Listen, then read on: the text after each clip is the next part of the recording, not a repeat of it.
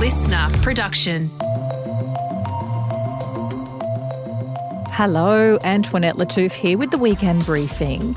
And today I'm bringing you a spicy chat. And look, I don't really know what your spice tolerance is. Maybe you're a hot wings type of person, or I don't know, maybe just a tiny sprinkle of pepper on your steak and you go bright red. Anyway, I digress, because we're not talking about food today. We're talking to broadcaster Josh Szeps, who recently left the ABC, but not before telling his audience that he was too spicy for the public broadcaster. Now he's taking all of that flavour to the stage and touring. So a little more about Josh. He's had a really impressive career. He was the host of Australian Idol Backstage. He's also the former host of Brink, and that's an American TV series which examined breakthroughs in science and technology and discovery.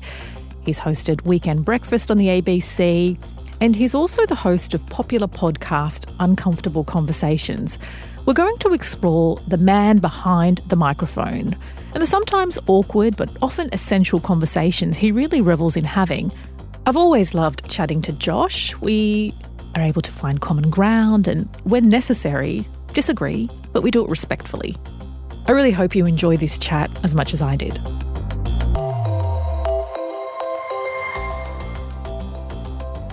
Josh, welcome to the Weekend Briefing. So you recently left the ABC. How is life after the ABC? And I'm asking for a friend. Wait, you did?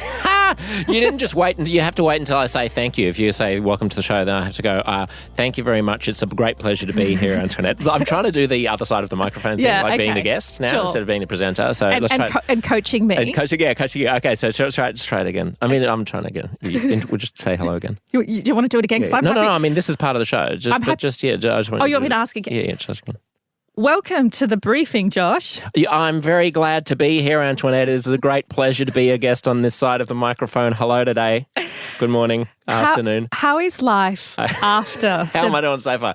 After the ABC. It's great. Mm-hmm. Who wouldn't want to not have a job? Yeah, okay. You know, it's not having a job is fabulous. They still pay me money for my podcast. Yeah, great. But I have lots of people who listen. And since I left the ABC, I have even more people who listen and even more people who pay me.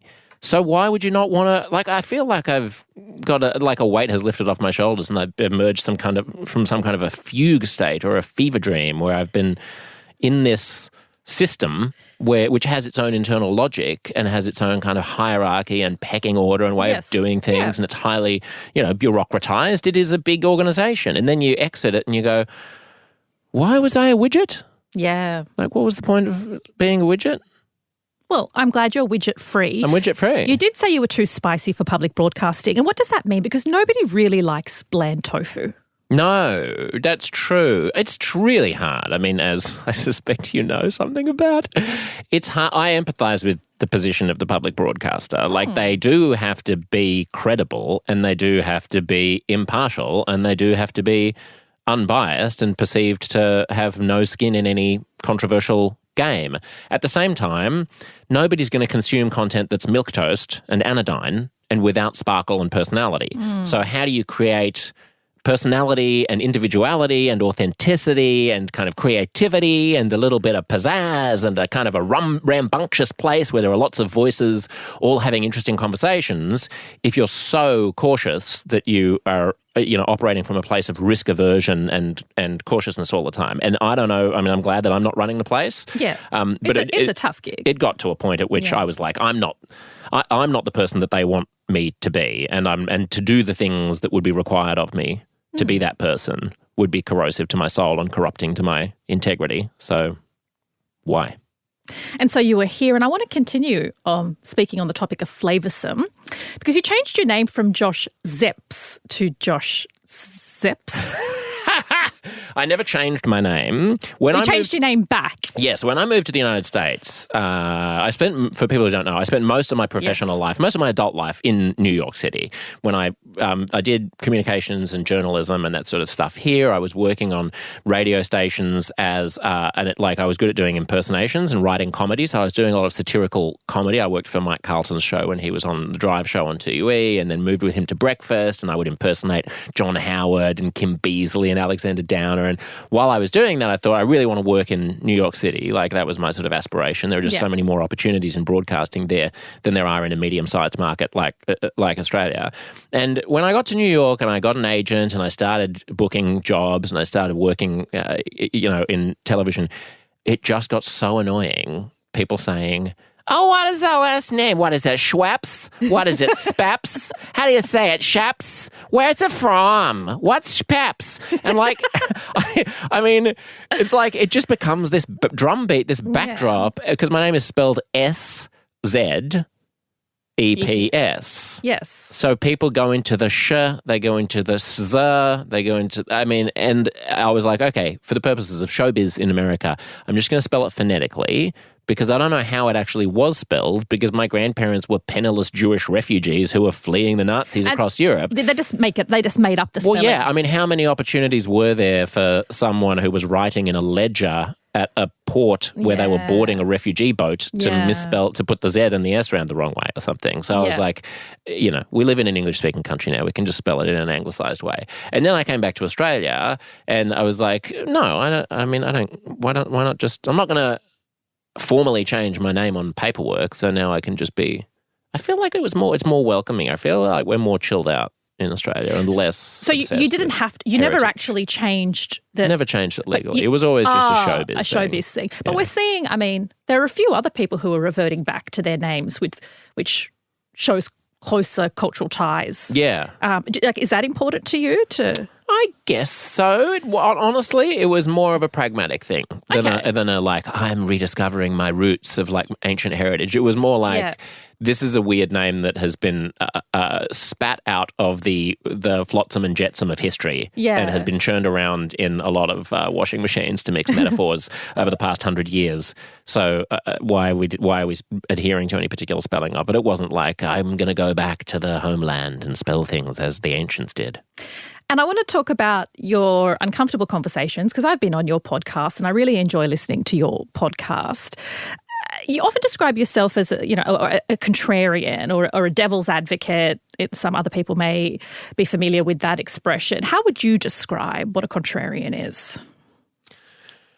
Someone who thinks there's value in teasing out why people think the way that they do, in poking holes in things where they can, in trying to steel man other people's arguments, which is sort of the opposite of straw manning them, in other words. Like, take the strongest version of a point that you disagree with and still try to attack it or dissect it.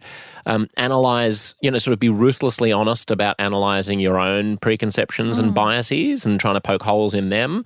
I think contrarianism is basically a bit of an attempt to arrive at things from a blank slate or from the way that an alien might perceive them if they were just parachuted down to Earth in order to free yourself of the shackles of cultural baggage, of bias, of prejudice, of whatever other things might be clouding your reason so that you can sort of play in the sandpit of reaching a higher truth. And it's really interesting. You talk about acknowledging your bias and challenging your beliefs. I kind of hate the discussion around journalism. It's like, we're just completely biased and objective. Like, we strive to be. And there are editorial checks and balances, and that's why you might have an editor or somebody else look over your work. But do you believe it's a bit of a farce to think that we can do journalism objectively? I mean, I'm torn. I don't subscribe to what I think is a popular Gen Z or maybe younger millennial attitude that there is no such thing as objective truth and there's no point in, and that we sort of have to be morally or culturally relativistic about things. And because no one is objective, that means that the quest for objectivity is just a veiled way for existing power structures to enact themselves. Like, there can be this narrative that, white patriarchal straight males with power and money have invented an artifice called science and reason and objectivity as a way of suppressing traditionally marginalised communities. And, there may be some truth in that. It doesn't mean that you throw the baby out with the bathwater. It doesn't mean that there isn't utility in striving towards the greatest amount of objectivity as you can muster, or that there isn't a real truth out there about what's going on, or even a real morality out there about the way that we ought to treat each other, or even a real sort of preferable society to another. Like, I'm quite a Western chauvinist when it comes to being unruffled about saying that, a lot of younger people will find it unseemly to say that, the way that some conservative Muslim community, for example, might structure its affairs is inferior to Western liberal democratic cultures. I don't have such compunctions. I think the way the Taliban runs their society, keeping women inside cloth bags and preventing girls from educating themselves, is like objectively worse on a number of metrics to aspiring towards an egalitarian society with equal opportunity for everybody. I'm not backwards about saying that, and I'm not backwards about saying that there are objective things that we should be striving towards reporting in the world. But as I've said before, you don't want it to become anodyne, and you don't want it to become a fig leaf for your own bias, inside a power system that sort of favours you and your kind. So it's a delicate balance. I mean, it's interesting. Up until really the past year or so, I haven't called myself a journalist.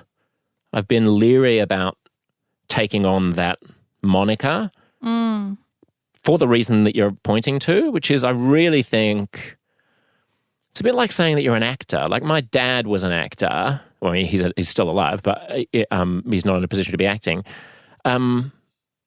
I think in order to call yourself an actor, you have to be able to play King Lear 8 shows a week and be like screaming and railing at the heavens and crying in every show. That's an actor to me. I feel like it's pretense. What's the journalism equivalent? And the journalism equivalent of that is like being an investigative reporter. Like, having your contacts, working in a newsroom. Working in the newsroom. Exactly. Doing the hard yards. I've never done that. I mean, I'm a talker. I'm a thinker. I'm an armchair philosopher. I'm a conversationalist. What I'm good at is breaking down big ideas in ways that people will understand and teasing out of people interesting things about themselves and insights about the world. Yeah, I'm with you on always. I think we should strive for objectivity and strive for the truth. And in many situations, we can get close to a universal truth. What I try and do is just acknowledge my biases. And sometimes if I have an interview with someone, I'll say to my producers, "I personally think this guy's a f***wit," or she, and so can you help me? Like, look at my questions, and is it clear that I think this person is a f***wit, or I think this policy is a flop, a complete flop? Yeah, what do you think about just putting it on the table? I love having that conversation with yourself and going, look, I think I might not be fair here, help me out. I mean, I think it depends what we're talking about, right? Yeah. So if you're talking about, for example, political reporting or crime reporting or corruption investigations or something, you're talking about hard news. You're talking about the 7:30 report on the ABC, you're talking about current affairs news shows. That will have a different standard. I think there should be the illusion and the pretense of objectivity there, and I should never know whether the newsreader of the nightly news bulletin it sways one way or another politically. Yes. Then there's this interim space in which people like you and I inhabit, which and that's a growing space. We're doing the practice of journalism. We are interested in enhancing the community's capacity to understand itself and to understand what's going on in the world.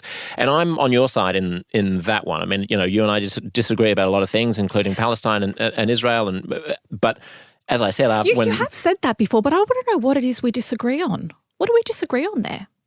Oh, it's a matter of emphasis, I think, probably. But let me just finish. We can get to that, but let me just finish that point, which is I've always felt that in, when you're doing like a talk show or, something which is not hard reporting, then it's less important to present a pretense of objectivity than it is to be committed to the principle of fairness. I agree. Don't pretend to me that you don't have opinions. We all know that you do, but be fair. And I always took that attitude of like, it shouldn't matter that the audience might be aware that I'm not a complete blank slate as long as they always find me scrupulously fair and free of bullshit when I'm, talking to my opponents. And willing to listen. Yeah. And I think it can be a difficult balancing act because people want you to dip into commentary and they turn to you for commentary. But then it's like, oh, too much comment. I just feel like legacy institutions, particularly newsrooms, are struggling as their journalists or presenters become personalities. And I hate that kind of social media personality thing, but it's like, well, you're hired for one thing. Well, I also think there's a misunderstanding sometimes about what is useful in groping towards truths as a community or as a demos. Like, it is important to do the objective fact thing. Yeah. But it's also important to create a sphere in which there's a big, boisterous, chaotic cacophony of different voices who are all trying to struggle towards a higher form of enlightenment. Like, I'm very much a kind of free speecher in that regard. Like, if I'm ever faced with the option of curtailing speech because, I mean, the pandemic was a good example. The voice referendum was another good example. When we have these hot button issues where we know that there's a lot of treading on eggshells and it's very easy to accidentally trigger a tripwire and say the wrong thing and you're going to get hounded by it. We could think of the Me Too movement, you could think of transgender issues, Indigenous issues, race. Then there can be a tendency for people to just want to shut up and to sort of pucker up a little bit and try to enforce a kind of conformism. On the left, that can come across as a slightly smug sort of social justice conformism where you're very tut-tutty and you're very sort of showy about, we're going to start this Zoom meeting with a bunch of middle-aged white women by doing an acknowledgement of country to prove to each other how good our bona fides are about not being racists. But how much does that actually achieve for Indigenous people? I don't know. We can ask First Nations people about how much they care about non-Indigenous people doing a welcome to country on a Zoom call for an HR meeting. But so that shows up that way on the left. And then on the right, you can get these kind of, extremely offensive sort of stuff the system type of Elon Musky, Trumpy, alt-righty spaces. Where they're like, we should ban all acknowledgement of countries. Yeah, and they kind of have their own conformism and their own stupidity and their own groupthink. And I think if we're going to survive the 21st century, I really think the stakes are that high. We have to find ways of bridging the conversation between people who think that they disagree with each other, find some of the common ground, and be a bit brave about having conversations and talking about things in ways that might get us shot down or that might trigger the mob to come for us on social media or that might get us fired. There is a spectrum, though, of people being too afraid to talk and walking on eggshells, don't want to say the wrong thing, so they just don't say anything at all, so they stick to their echo chambers.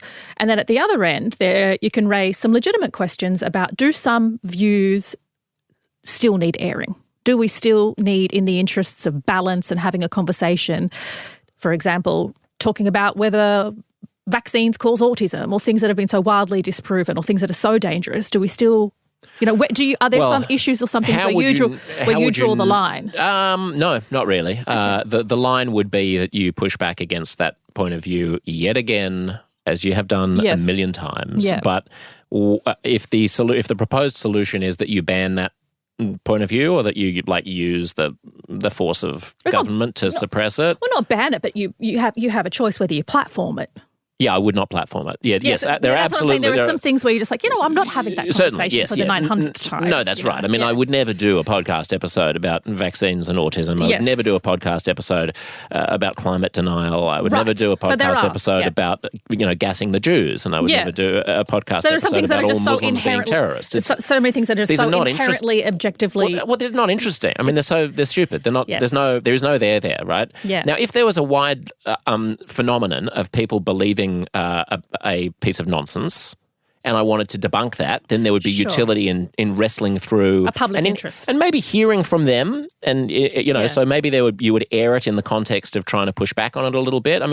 I sort of went viral the last time I was on Joe Rogan's show, where I've done his show 7 times, and there was this brief moment where he was spouting some anti-vax nonsense, and I called him out on it. And people rarely call out Joe on his own show because he's regarded as the Godfather. But he also responded well to it. He's a great guy. Really, I think you can question whether he's a force for good or bad in the world, but as a human being, as a person of character, he has great character, and he's a stand-up guy, and he was willing to cop that he was wrong on that. And it had to do with whether or not vaccines cause heart inflammation at higher rates than COVID itself does, right? This was one of an anti-vax thing that had been going around.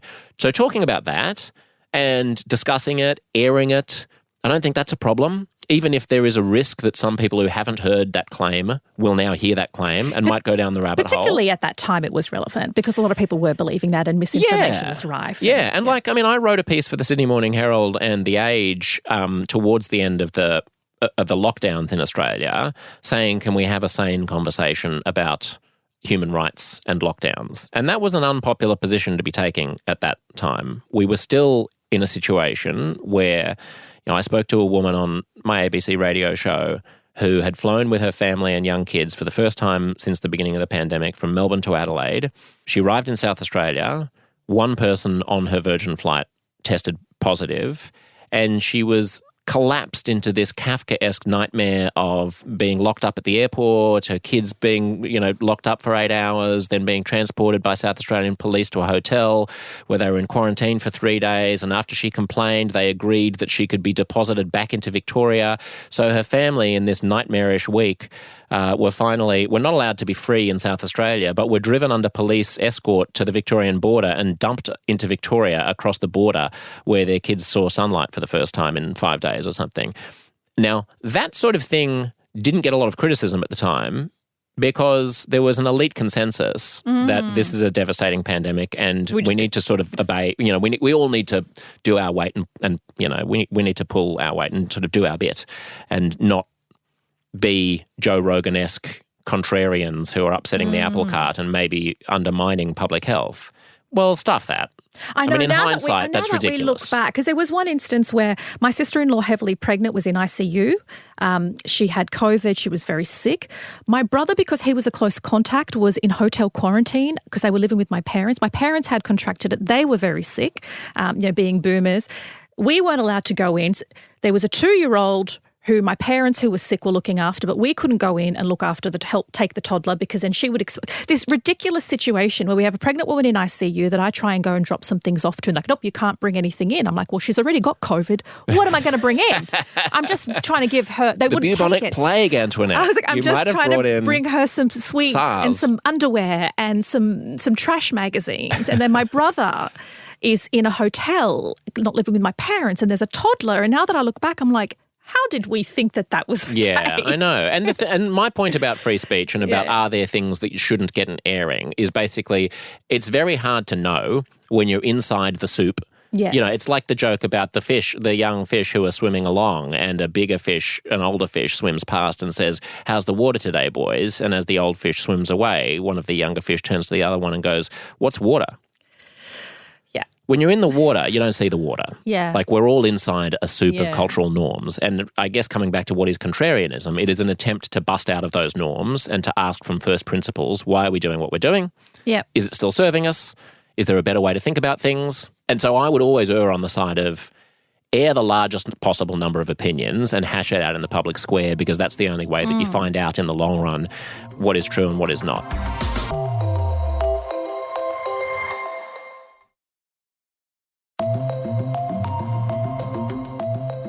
I want to go back to Gaza and Palestine and Israel. So you have, and I think you've said it publicly before, not in an antagonistic way, but just that pointing out that, you and I, we know each other, we often respect the way we contest ideas, but that we don't agree on this issue. What do you think we don't agree on? It may just be a matter of emphasis. Yeah. I have an entire hour and 45-minute solo monologue from early December if people are interested in my thoughts about what's going on in Israel and Gaza at the moment, which is called Reflections. And does it still hold now? Because obviously Well, I haven't listened back to it, but I'm sure it does because it's basically about anti-Semitism and holding ourselves together as a society, as a demos in Australia. It's called Reflections on a Collapsing Conversation, and I was sort of motivated to talk about it in light of the fact that there were a lot of well-meaning, mostly mummy bloggers and influencers on Instagram talking about. I know those mummy bloggers have taken issue with being referred to as mummy bloggers simply because they have mums. Is that a way to reduce or ridicule their status or intellectual status? No, it's not. It's because most of their content is about being mothers. Right. These particular people. Okay. There are a few who aren't. Yes. Like Clementine Ford is not. That's not her persona. So I wouldn't necessarily. I would probably carve her out. But there are people who make a living being like mums and getting sponsors and brands to pay them for the fact that they're mums. But if that's sort of demeaning in some way, let's just say fatuous individuals who don't know what they're talking about things that are more complicated than they understand. One of them was drawing links between. How Frank Lowy, one of Australia's richest men, pays money to the federal government, and now the federal government is giving money and doing Israel's bidding. So she's not suggesting that Jews controlled Australian foreign policy, but she's just pointing out that Jews give a lot of money to government and then the government does what Jews want, so make of that what you will. That's a libel that goes back thousands of years. The Jews are puppet masters. There's been a lot of other talk about. I guess it's a lack of context for me. But that's them. What about me? You said that we have disagreed because I don't think we do. I guess I felt there was that the instant, and I mean I didn't follow your work closely, but the instant October 7th happened, there was a sudden outpouring of sympathy for Palestinians. There were no rallies about Israel, really. I mean, the powers that be tried to make that happen, like they put up an Israeli flag on the Opera House or something, but the bulk of protests were about the tragedy of Palestine. I think you and I both agree that I think we both absolutely that the occupation is wrong. Yeah, but we condemn the attacks and the loss of 1,200 lives and the ongoing hostages. I think 150 remain in Gaza. Yeah. We're on the same page as I mean, that. I guess spending a lot of time like trying to pass whether or not protesters said gas the Jews is to me a complete distraction. Like why bother wasting time on that? We know that some people want to gas the Jews. We know that we know that Hamas and other extremists want to kill Jews. Yeah, but I mean they may well, but it's unfair, particularly since there were Jewish peace protesters there and it was an overwhelmingly peaceful protest to have a body, and I know they don't represent the AJA don't represent the Jewish population, to inflame fear, to also start off that video with hundreds of Muslims. They weren't hundreds of Muslims, they were of all stripes. To loop what RMIT University found was to loop and duplicate audio. So not only to miscaption, to loop and duplicate to suggest that all of the people there said this heinous thing, which they didn't say. Well, I mean, there were a lot of people there who say that it was said. There are a lot of people lying if it wasn't said at all. Well, that's the police investigation, all the audio I have seen, and I'm curious about why this is the most interesting thing. So there's a global conflagration. We've got an irreconcilable conflict between two peoples, both of whom have legitimate claims to this land. There's so much to wrestle with. Since October 7th, there are a lot of Jewish school kids who aren't wearing their uniforms to school. They're afraid of attacks. There is a sense that the community is besieged. So to spend a lot of time going, well, yeah, but technically this person didn't actually say this thing that you're claiming that they say. Seems like a misallocation of concern. Because at the same time as spreading information, if disinformation at worst, which works as can be seen as to work as propaganda, which gets reported across the world, both increases anti-Semitism and fear and increases Islamophobia and fear. There is also a legal difference. If somebody did say that and chanting it, there are laws in which they should be prosecuted because that sort of hate speech that incites violence is abhorrent and shouldn't be allowed. And then off the back of that, the Premier fast-tracked changes to laws. So there were several elements of public interest in Australia as divisions were growing here to get to the bottom of, hey, we don't need to add more fear and hate. And who did this to these videos, which has scared the bejesus out of an already besieged community and tainted another one as violently savage and wanting to gas people, which is awful. Right, but a lot of people believe that. I mean, a lot of people do think that the Jews should. I mean, they may not think that. Yesterday I was literally out in the western suburbs of Sydney, and I was picking something up that I was buying, and there was a time where I had to spend 12 minutes making awkward chit chat with the bloke who was out there, who's just he looked like an Arab Australian bloke. He could have been South European. And he's just talking about, Ukraine this and Putin that, and what about bloody Gaza? I mean, the Jews should never have been there in the first place. I mean, just kick them all out, I say. Do what you have to do to get them out. I understand people that exists, yes, of right? course. So why are we spending a lot of time going, well, actually, technically it only exists in this extent, not that other extent? You just said people want Jews gas. That's different to, you know what, over there it's awkward. No, I didn't say people want Jews gas. If you took that, then I misspoke. Yeah. I said people believe that, meaning that people believe that the Jews should not be there and that we should do whatever we need to do to get them out. And I think that's what gas the Jews is code for. I don't think anyone who says, gas the Jews is literally talking about, you know what we should do? We should build a new Auschwitz and we should herd the Jews in. I think it's a code. I think it's a code for They should never have been there in the first place. They're a colonialist project. They're a relic of empire, and the place belongs to the Arabs. Always has, always will be Palestinian land. I think that's, yeah. And look, and even if that sentiment does exist, and I'm not going to dispute that it may amongst some, I think it is unfair to suggest that hundreds of Muslims chanted "Gas the Jews" when they didn't. I think that is unfair, and I don't think it helps anybody. No, I don't think it helps social cohesion. Yeah. I don't think it just helps. wouldn't be, in the wake of like such a catastrophe, the thing that I would choose to devote my time investigating. Well, in an Australian context, short of being over there, talking about social cohesion and anti-Semitism and Islamophobia, all we can do is investigate policy, investigate government reaction, and investigate what's happening in our communities. Yeah, I mean, my main concern is not to hunt down reasons why the other side is wrong, put it that way. My main concern is to try to Aren't you concerned that an organisation is potentially, intentionally disseminating information that is harmful to both communities? I mean, I think there's a lot of that going around, yeah. Yeah. I think it's harmful. Put it this way, the contrarian thing that I would do would be to check my own side rather than attacking why the other side is spreading misinformation. You have more sympathy for the pro-Palestinian position than the pro-Israeli position. Fair to say. Yeah. If you're looking for a specific thing that we disagree on, I mean, probably something like the right of return, I assume, like the whether, in other words, whether or not Israel has a right I believe in a two-state solution. Continue to exist as I believe in a two-state solution. Yeah. I don't believe in we need to eradicate, and that will, many people disagree with me from pro-Palestinian communities or Arab or Muslim communities, but I believe in a two-state solution. Yeah. I want to talk about your upcoming tour. You're taking Uncomfortable Conversations live on the road. You'll be sharing a stage with Douglas Murray. He's a British author and commentator. He has been described as far right, even though that's something he disputes. Can you have really intellectually stimulating conversation with someone at an extreme end of the spectrum, irrespective of which end that is? Depends who they are. I mean, you would certainly be able to have an interesting conversation with Karl Marx, I would imagine, right? That would be interesting. If it was alive, I'd love to have him on stage.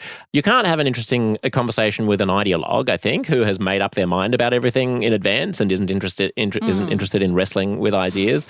Douglas is a fascinating guest precisely because he's so sort of prickly and hard to pin down. I mean, there's a lot that I will disagree with him about, and there's a lot of things that he's flirted with that I will object to. But, he's a ferocious thinker. I mean, he talk about pro-Israel. I mean, that's one thing that I'm sure will come up in the tour. Well, Douglas Murray, something that rolled me up, he came to my attention last year because he wrote for The Australian, and the title of the article is "Sorry, but can we please stop the guilt trips? Australia has a choice, concede all failures of the Aboriginal people that they are directly due to settlers, or at some point give itself a break. The English did nothing wrong, neither did any of you." I read that and I thought, why should I give a shit what a white Englishman who doesn't even live here have to say, especially about Indigenous people and how the rest of us Aussies should feel? Is that a question? Yeah.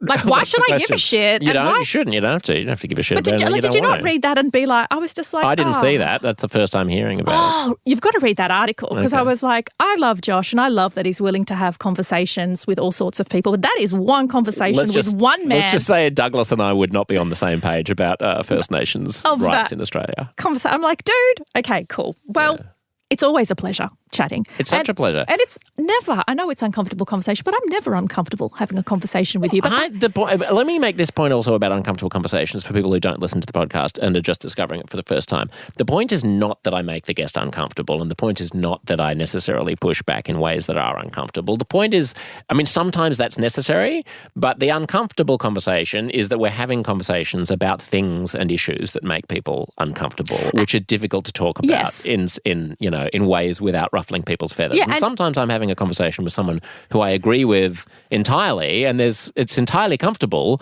but we're talking about something that if you were saying it at a barbie, someone overhearing it might get offended. Yeah, and I think probably you and I are more comfortable sitting in some of these uncomfortable areas. Yeah, exactly. That's right. When I say that you and I disagree about X, Y, Z, it may not be true that we do, but the point that I'm trying to make is that I think it's very important for us to construct a society and a culture in which the content of our beliefs is sort of irrelevant, but the way we conduct ourselves is relevant. The way we argue is relevant. The way we treat each other is relevant. So my beef with the mummy bloggers, for example, to call them that, is not so much about what they say. It's about that there's a persistent set of tactics that are used, and these are used also on the other side. I'm not denying that, there are community groups who go after other communities that they feel they're opposed to. But what you might call cancel culture, in other words, instead of responding to the content of a person's beliefs, but trying to destroy them as a human being, trying to get them fired, trying to get them blacklisted. Which I have experienced. Right, trying to get them destroyed, essentially, and trying to remove their life opportunities, even in ways that are completely unrelated from the thing that you object to about them. I think we go down that path at tremendous peril. I think we should be enormously careful about doing that. Attack my beliefs, attack my positions, criticize me all you want, but keep it within the sphere of ideas. So I'm happy and proud to include in my circle of colleagues and friends whom I respect, people who have wildly different opinions from me, and I want that to be the case. And I think that's a credit to you, because a lot of people increasingly are only surrounding themselves with people that nod furiously. Yeah, we're getting more tribal. Yeah. And social media is not helping. The fracturing of our media consumption is not helping. The algorithms aren't helping. The fact that we're being fed things that are tailored to elicit a rise out of us, that want to attract our attention, want to get us to click, want us to get us to comment, want to get us to share, and therefore are likely to either reinforce things that we already believe or demonize people who we don't agree with. Like nuance and subtlety don't get a rise out of you. Yes. You don't share nuance and subtlety unless it's uncomfortable conversations, which is going gangbusters. And clearly there's an appetite for it, but you know what I mean. Yeah. Well, you've just done your own conclusion. Okay, Such a pro. You fixed my intro. You did your own conclusion. I can be a guest as well as a presenter. Wow. So talented. I knew I could do it. Thanks, Josh. Thank you, Antoinette. Josh Szeps. Check out his podcast, Uncomfortable Conversation, and his tour, which bears the same name, is with Douglas Murray, and there are a series of live shows in March right across the country. Grab some tickets on Ticketek. But that is it for this week. Thank you so much for being with us and tuning in. It is always a pleasure. And if you want more of the Weekend Briefing, you can find us on the Listener app. You can download the Listener app in the App Store and follow us there. Otherwise, follow, subscribe, wherever you get your podcasts from. And why not give us a rating and a review for this fabulous interview with Josh Szeps? And FYI, you can rate and review every episode. I'll catch you next week, guys.